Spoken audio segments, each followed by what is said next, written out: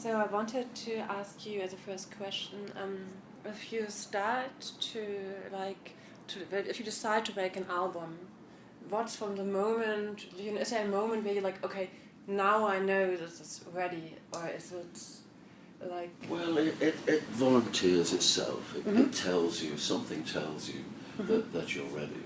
And it's the same with athletics, I suppose, in a different way, of course.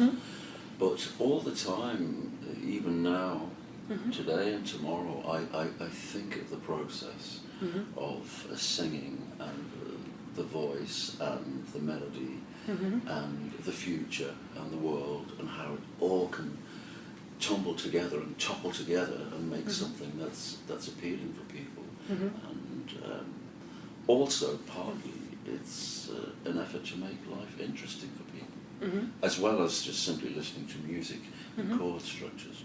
What can you say to people that's new? So you're trying to make people like leave their past, like the things they usually would do, or is it more like... Not necessarily, but if you buy a book and if you read a book, you want to feel that you have learned or been enlightened, or you have changed slightly, or perhaps you have a very strong emotion one way or another, and maybe your strong emotion is saying, I don't like the book, I hate the book, I don't want anything to do with this, but nonetheless you must have a strong reaction, and I strive for this. What's the last book you really hated?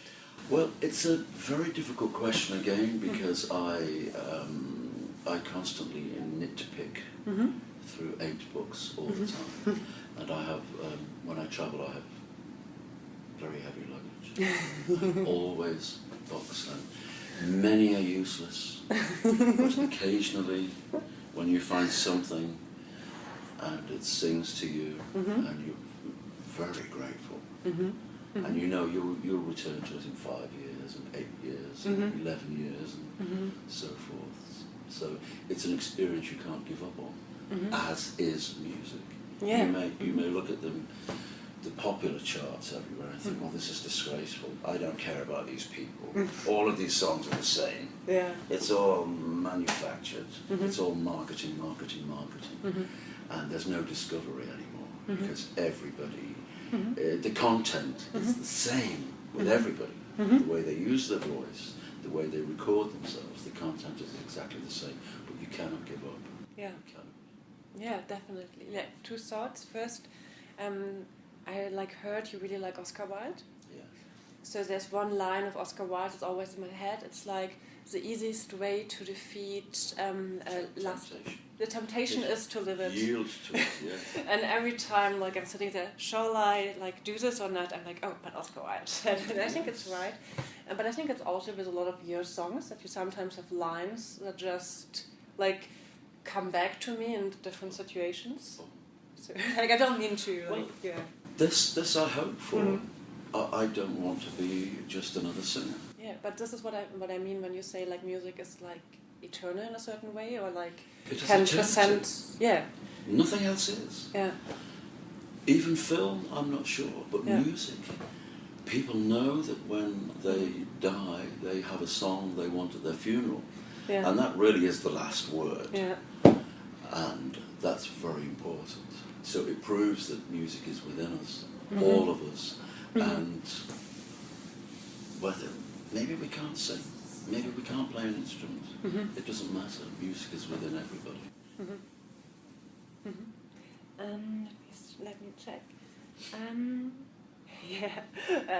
I just wrote down Morrissey Day. You have your own day. Yes.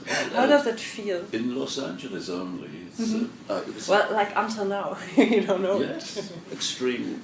Beautiful offer from the mayor and the mayor of Los Angeles and all the committee in Los Angeles said, yes, we must have Morrissey Day. For a few weeks I thought, I cannot believe this. I cannot believe this. This would not happen to me in England, where I was born. Yeah. And it's happening here in this city, which has always been very kind to me, always. would you suggest something to do on Morrissey Day? No, I'm just happy that others have decided that today is Morrissey Day. That's good enough. But do you like rituals? A ritual? Mm-hmm. Oh, like, extremely, yes. Yeah, because I always like rituals, so Yeah. just like, so wouldn't it be nice to have a ritual for Morrissey Day? Like, yes. light a candle? Well, I do. I light candles every day, and I lie on the floor, and I like to be horizontal, and, but I do. I find it very freeing. Mm-hmm. I always write in bed. Right. Yeah, like... Oh, right. Yeah, I right. thought you meant right. No. Oh, always, yes. Yes. Yes, the bed is a haven, a escape. It really is. I was told, like, I'm not supposed to ask about politics, but some songs are, like, hard, like, because I want to talk about a few songs. So if you don't want to answer something, just say next question or something. I don't want to be rude. Yes. Okay, cool. So, where is the... yeah, like, actually I wrote down stay in bed, like, if you actually stay in bed a lot, and if you actually think people shouldn't follow the news anymore.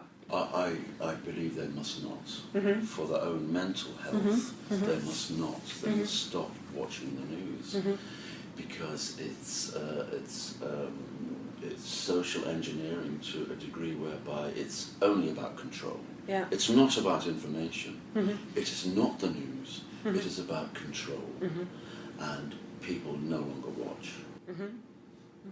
For me personally, as I have to work as a journalist, I'm really tired. Like, even in Germany, you read about Trump every day. Like, every fucking day. Yes. Like, there's just Trump said this, Trump did this. And I feel like that's what made him big. Yes. Like, even the media who didn't want to do that, like created. Well, he received so much attention. Yeah. So much attention, whereas other candidates like Bernie Sanders and so on did not. But Trump was receiving so much attention, even though the media here was saying he will not win. But nonetheless, every day, all the headlines were Trump. Yeah. And so, inadvertently, by mistake, the American media made Trump. They helped him. And even though they were criticizing and laughing at him, he enjoys that. As long as his picture is there and his name is there, that is success. It doesn't matter what people say about him. So I think America shot itself the American media shot itself in the foot. And they repeatedly said it's a given that Hillary Clinton will win. Yeah. But no, because all that people had in their mind was Trump, making America great again, which is absurd. Yeah. But now, I think, since the beginning of his term, he's exhausted the world with this negative energy. Yeah. To me, it's like when you have a very small child who must be a pest and reach and reach for something else, and then that happens, and then the child must reach for something else and be a complete pest. He is a pest. He is not a leader. He's an absolute pest. And the more time goes on, the more it's very evident. Yeah. And I can't believe he's lasted this long. Yeah. It's a black cloud on American culture, American politics, and on the American spirit. It's a black cloud.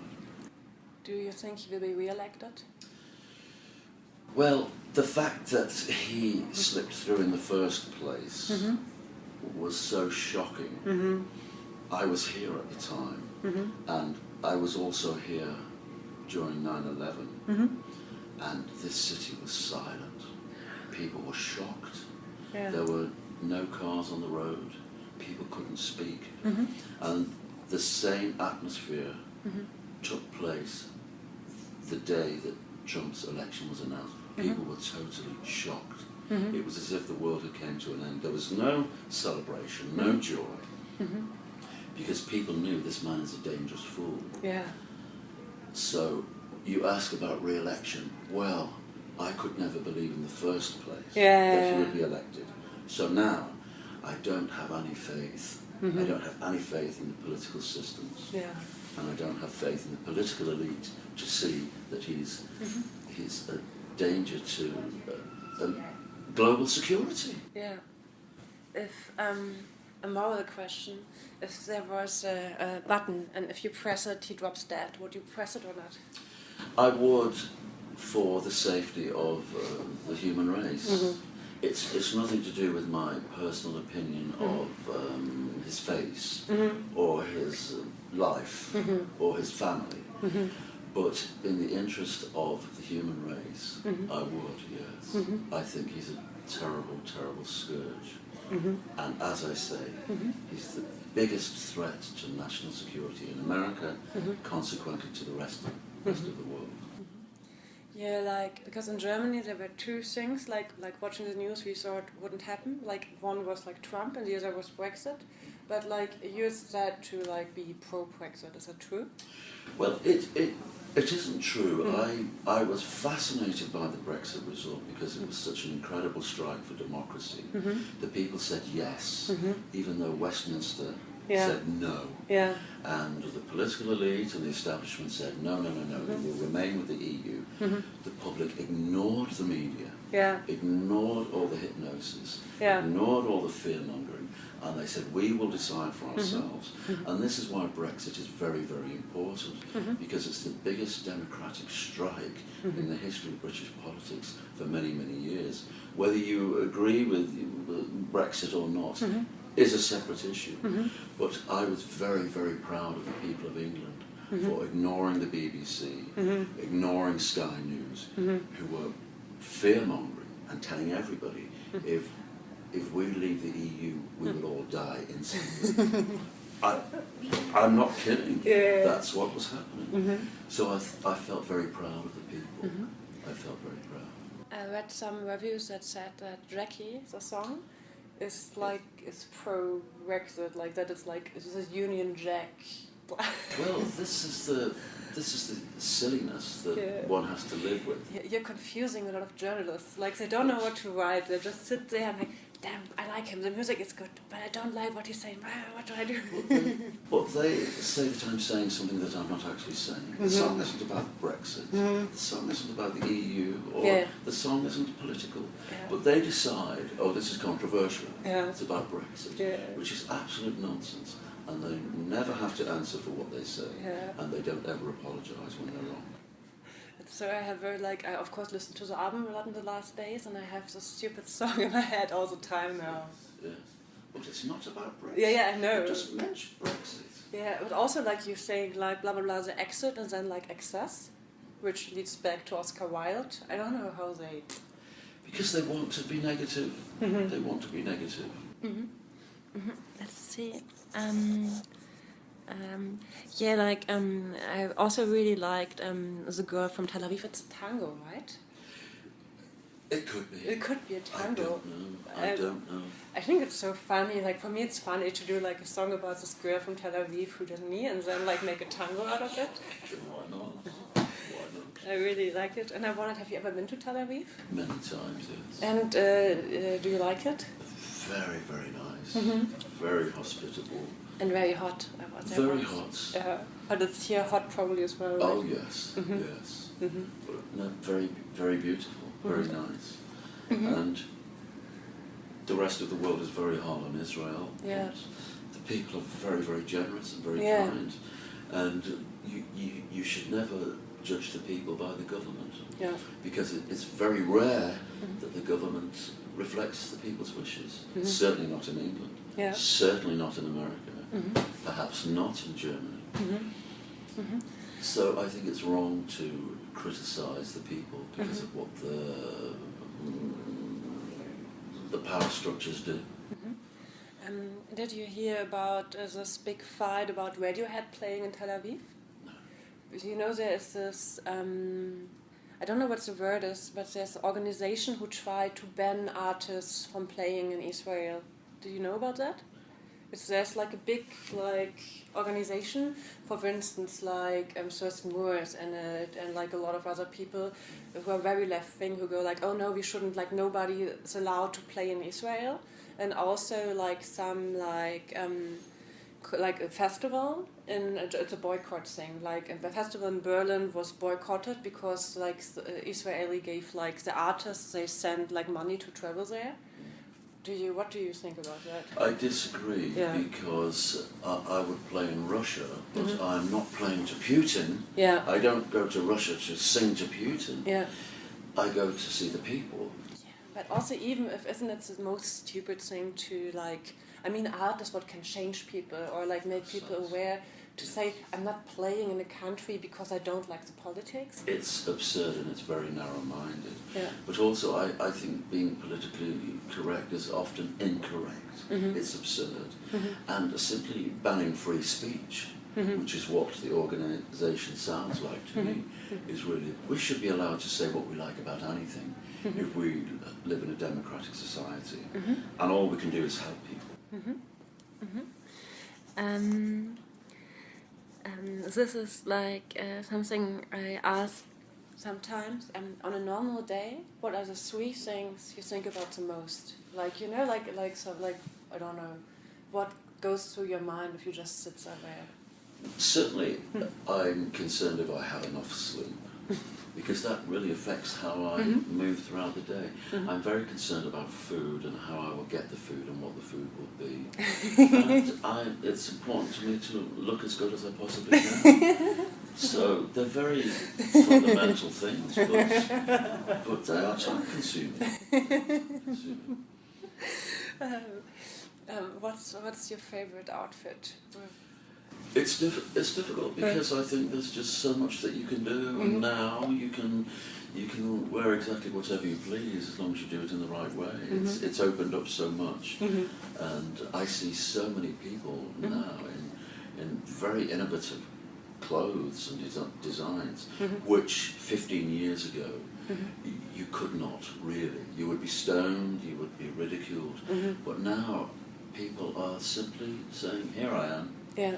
This is what I'm wearing. I'm comfortable.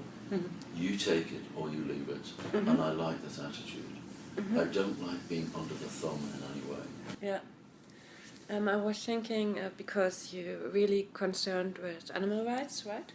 I was thinking like sometimes I think about that. What would like a world look like where we treat animals like equal or like the way they deserve it? Do you have any vision for that? Like if you were the person who makes the laws, what would you imply?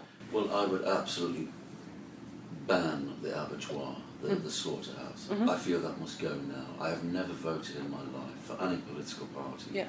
I reserve my vote for the political party who will get rid of the abattoir. I think animals should be born free and should have a right to live their lives.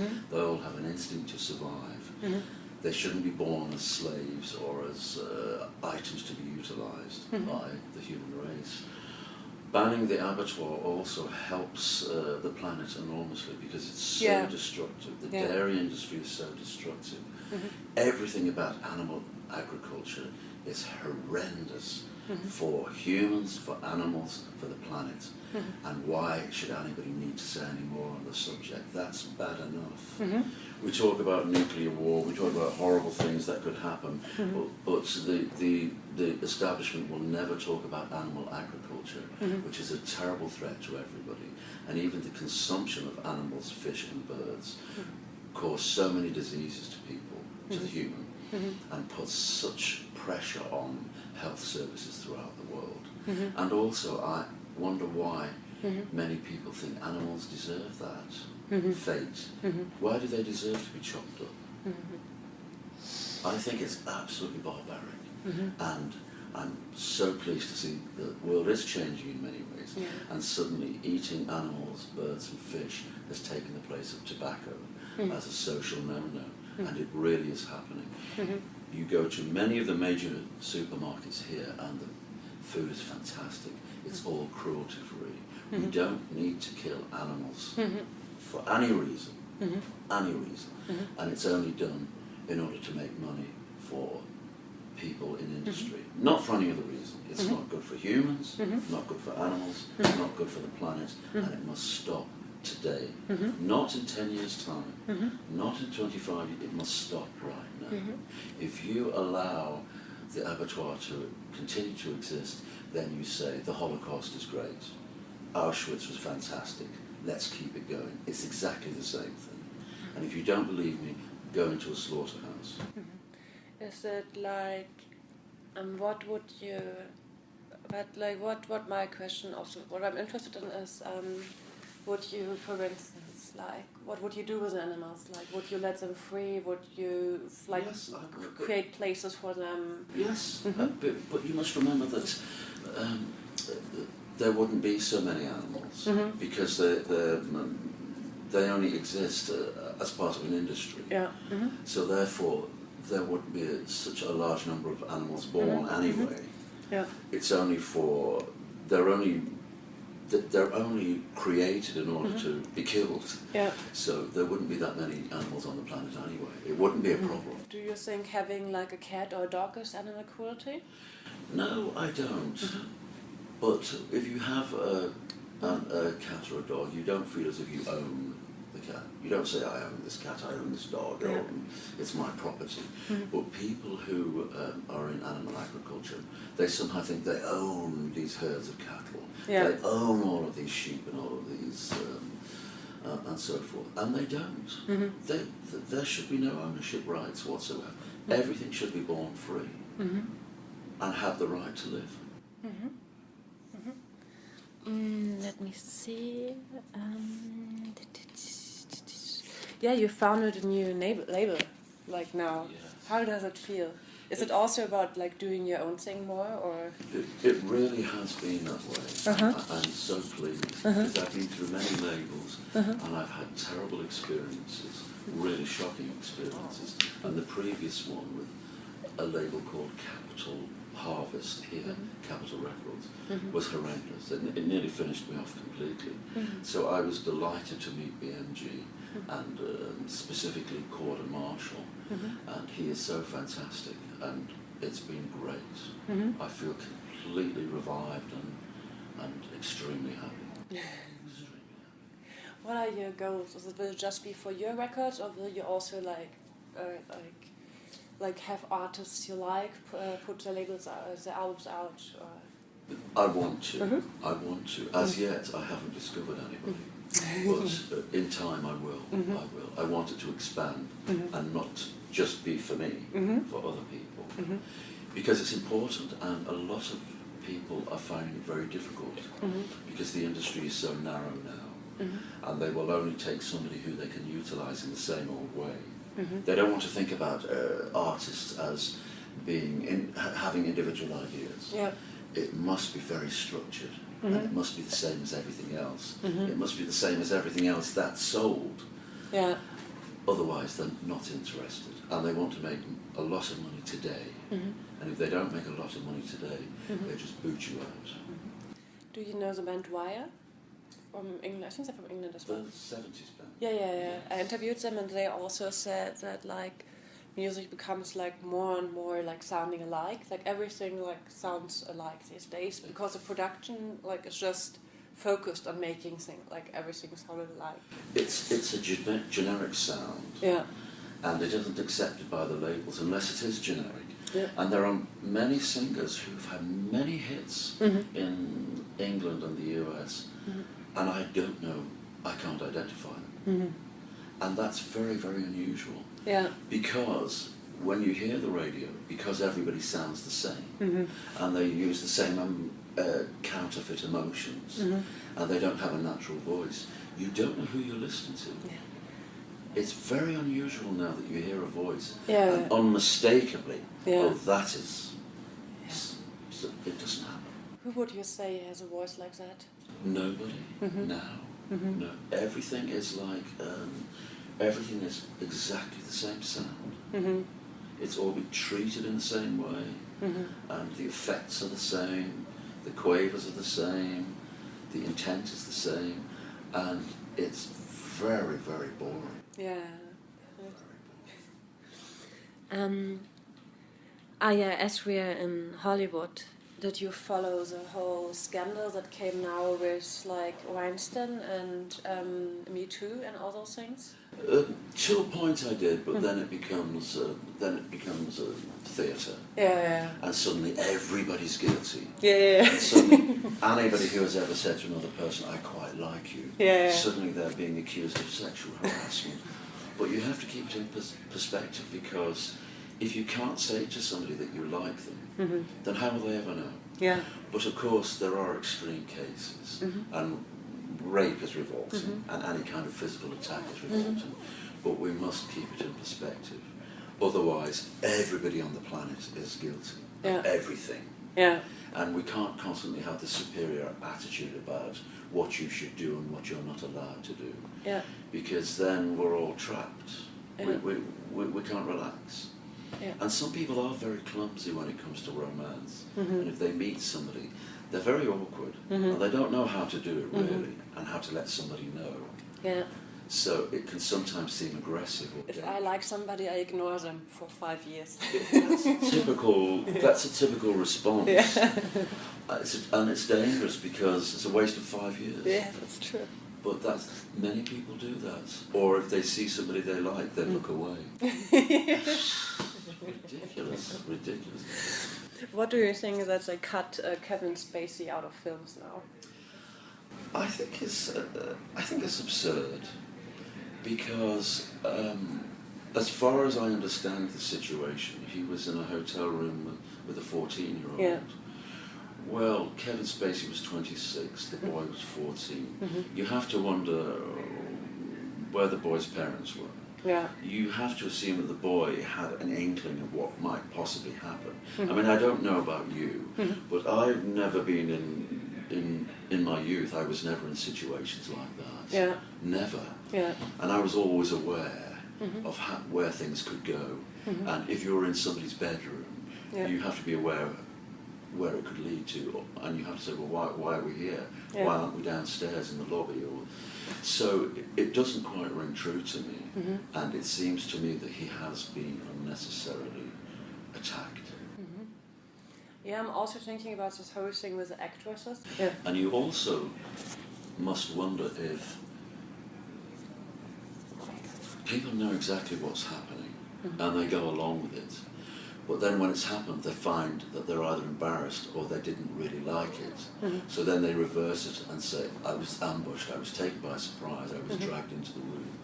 But if the incident had gone very, very well, and they had really enjoyed it, and it had led to an incredible career, they wouldn't mention it. And I hate to be that cynical, because I hate rape, and I hate attack, and I hate any sexual situation that is forced on a person against their will.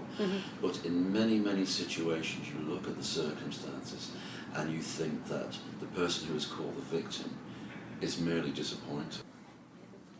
Yeah, I think it's important. It's also important to keep justice up so that it's still fair for everybody. But also within the history of music and rock and roll, the entire history of groupies and people who throw kids who throw themselves at groups and stay in the hotel through the night in the lobby. They want to be with those groups. And if you go through the history of music, everybody must be guilty of underage sex. So are you going to throw everybody in prison? Yeah, David Bowie took the virginity of a 14-year-old. Yes. And I think that was very common then. Did you ever have been in a situation like that? No. Not from the older people? No. Yeah. Never. Hey, let me see. Yeah, your autobiography, it never came out in German. Why? Well, it was about to come out in 19 other countries, but the person who made the deal, they wanted a very large cut in perpetuity for the rest of time, and I disagreed. I thought it was too high, and now there is a chance that it will come out in many countries through BMG.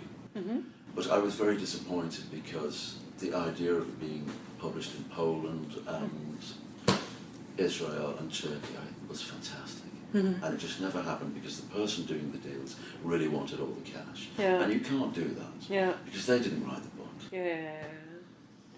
Are you writing anything right now? No, no. I don't know if you can answer this, but I wondered, do you know Marky Smith from The Fall? Yes. Yeah. Do you like him, or because it's also kind of Well, he's very difficult because he's one of those people who doesn't appear to like anybody else, and he doesn't say anything complimentary about anybody else, and therefore you feel that it's too difficult. But I do admire his use of words in the past. I do admire it.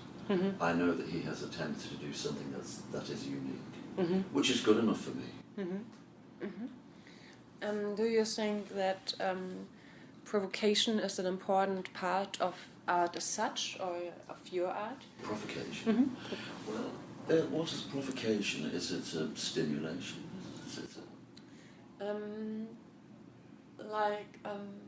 I might be wrong, but I think okay, so usually of course you give your opinion about things, but I think sometimes you also I get the feeling if the society says this is good, or there's a said things. I think sometimes I have the feeling you not fight against it, but say things in a way to make them think again. You know what I mean? Yes, because you must open the debate, whether it's religion. And this goes back to the point you made about boycotting Israel and so forth. There's no point being like that.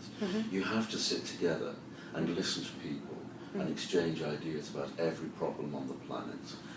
You can't simply say everything is black and white, I don't want to listen to you, you don't agree with me, so therefore you're wrong. And that is the problem with most of the British press, that they will happily speak to you, but when the interview is in print, they correct your moral outlook, which is no good, because that's my moral outlook. And you came to see me and you asked me and I told you. But you can't simply say you're wrong because you don't feel the way I do. So provocation is too strong a word, but I do like to put the issue on the table. Which of your songs from the new album you like most? Which one is most important to you right now? Well, I couldn't sleep through the night, and at 4 a.m. I decided to listen to the whole thing. That's what I did, probably at the same time. Very strange. I was just so excited, and so proud and so pleased. And I thought, well, this is with me for life, and I'm very, very happy. I love all of it. I think it's so strong.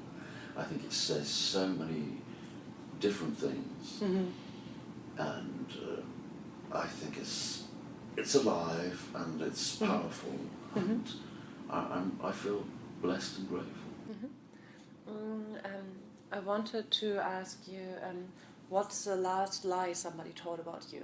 Do you remember that? Well, yes, this issue about I've written a song about Brexit, and isn't this appalling? And he shouldn't do this. This is really this is absurd. The British press are very much like that. You can't meet them halfway. It's the loony left really who are so extreme, and they have become like the Third Reich. They will not be swayed, and you cannot have an open opinion or a different opinion, and it's very, very boring and it's quite dangerous. But to hear that I've written a song about Brexit, and I'm demanding that everybody support Brexit, it's exhausting. It's very exhausting. Do you know Owen Jones? He is I know of him, yes. Yeah. But people have become obsessed with where they stand politically, and it's usually very closed. In their mind, it's very, very closed, whether it's right wing or left wing. But I don't consider myself to be political. I am apolitical, but I am a human being living in the world today, and everything we do has a connection to politics. But I have never voted for any party. I think Theresa May is absurd. I think Donald Trump is absurd. But you just have to look at their faces. It's but no, not on a superficial, but I think people what they look like and who they are connected. Not that ugly people are bad and beautiful people look at Ivanka Trump, but it looks like from a cartoon. As if you took the villains from a cartoon. And there's no sense of leadership. When they speak, when they look at you, there's no sense of leadership. Theresa May is completely out of her depth. She doesn't know what to do. She has no idea, and it's very, very sad. What do you think will happen? Like, where will it go? Well, political life all over the world is completely falling apart. And in a way I'm quite pleased, because the notion of presidents and prime ministers is very old-fashioned to me. The very idea that we have one person, whether it be a father figure or a mother figure, to whom we all turn at the end of the day to save us from the bad things in life, is quite absurd. So it's like as the world is going through puberty now? Yes, the world is, and people are tired of the establishment as a whole. Everyone all over the world is tired of the establishment. We don't believe anymore. We don't believe in the power structure. It doesn't work for people who are not directly involved in it. And the poor remain poor no matter what happens. And more soldiers are sent to Afghanistan, even though all the soldiers who were sent there previously did nothing and were shot, and it was all hopeless. So the militarization of the world is also obsolete. It's out of date. We don't care about that anymore. It doesn't work. So when we see political figures who are modelled on political figures from the 1950s, shirt and tie, nice suit, and very nice clothes and so forth, it no longer, it's a very old-fashioned concept. That's not how the world is. And there are people like me in the world now, and there are many of us, and we don't want the old system of politics. It doesn't work. It makes people unhappy, and it makes more people unhappy than it makes people happy. It's over. And there's this recurring game over poster which is all over the world, and that's very, very true. What do you think is the role of music in that? What should music do? What is it's absolutely key. It's absolutely key to survival. Even though it's now controlled in a very sensorian way, and it's controlled in order to be only base entertainment. But nonetheless, people who have something to say will find a way of saying it and getting through. It's very important. Everybody's watching music, and it's our only friend. It really is. It really is. Anything that's important for you to mention, or what you would like to, like, your German audience to know? Well, every second I've ever spent in Germany, I feel very privileged. I really do.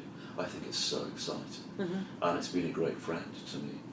And I might not be too excited about the European Union, but that doesn't matter. That really doesn't matter that much. I don't want to be a part of the German Empire. I don't think England should be a part of the German Empire, which is essentially what the EU is. Do you think so? It's a German empire? I think so, yes. I think a lot of people feel that way. Perhaps that's why people voted to leave the EU. But why do people think that? Because England can't make any decisions for itself unless it refers to Germany. And that's absurd. No country should be like that. Angela Merkel is a mom of Europe. Well, she wisely doesn't say that much. She keeps very quiet, and which is quite interesting. But I feel sad that Germany has become the rape capital of Europe, which I think is shocking. The what capital? Rape capital. Is it, right? Yes, Really? yes. Statistically, yes. And it coincides with the open borders and the free flow, which is very, very shocking. And a lot of people do think that was a mistake of Angela Merkel, that she initially said, oh yes, yes, come, everybody come, wherever you are, whoever you are, come. And then she was saying, oh, well, whoops, maybe not. But, So you're against taking refugees in, or just think this should be really controlled? Or? Well, it's a question of multiculturalism, and I like Germany to be German. I like France to be French. And I think that when you try to have introduce a multicultural aspect to everything, you end up with no culture, because you don't share any language, you don't share laws, you don't share the same sense of liberty. So multiculturalism fails, and all European countries fought for many, many years for their identity. And now it suddenly seems to be the same. Well, so what? Let's just throw it away. And, anybody can do what they like to Germany. Anybody can do what they like to France. And I think that's quite sad. Because if you travel, if you go on a holidays, for example, to Turkey, you want a particular experience. But if you go to Turkey and everybody in the country is speaking Spanish, you think, well, this is very strange. So this applies also to England, to Germany, and to France. If you arrive in France and everybody is speaking a non-French language, it's very peculiar. But isn't America a bit like that, where it's like people coming from all over? Is it different because it was newly? You know what I thought about it? Like when I went to like LA yesterday for the first time, and in a certain way I felt like you can feel it's stolen land in a certain way, because you know it's like in Europe, or like it's kind of like things grew, you know, like it's like, and you feel like with this, it all look like garages, like a lot of really fancy garages. And I had this weird idea. I wondered what would have happened if the Native Americans had time to develop a like high culture. It was just a thought. I don't know. I was thinking about that, but maybe it's stupid. Well, it's not stupid, but you must remember also that every single country has its own history of revolution and liberation and so forth, and other countries don't have your history. So it's not easy to blend people together and just assume that they will all get on and understand the same things. It can't happen. People might travel and migrate, but they bring all of their religion and all of their beliefs with them, and they try to establish it in the country that they have gone to, and that's when the confusion starts. So you just think like everybody should stay where they are? No, I don't think that. You stay where you are. Stop it. No, but I think it's very important for every country to retain the identity that it has, because it didn't come easy. Millions of people died for the German identity. Millions of people have died for the British identity. And if you respect all those people and the loss of their lives, then you must protect your own country to a great extent. You cannot say that the identity of your country is nothing. Yeah. You cannot say that. Yeah. And that seems to be happening throughout Europe. Yeah, I'm very German, unfortunately. Please be proud. Please be proud. Please be proud.